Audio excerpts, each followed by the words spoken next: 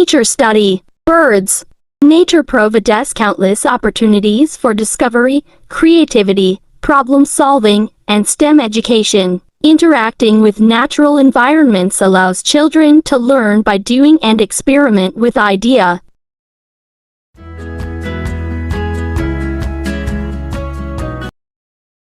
I went to the park. Oh, that was the bird. I saw a lot of birds.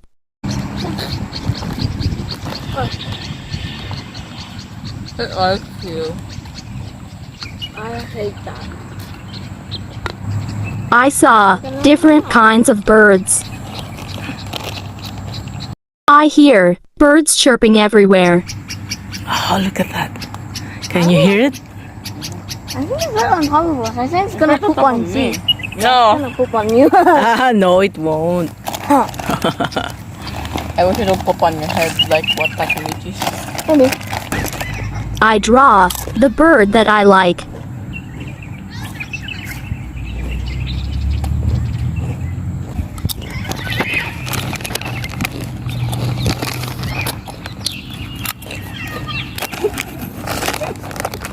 I wonder why some fly by groups.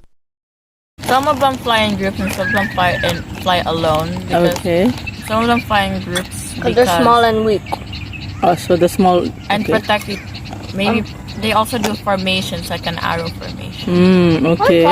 Some fly alone because I remember some species of animals. When they're grown up, they have to find their own tree Oh, and okay. then make their own nest or something, and then try to find a bird to mate with.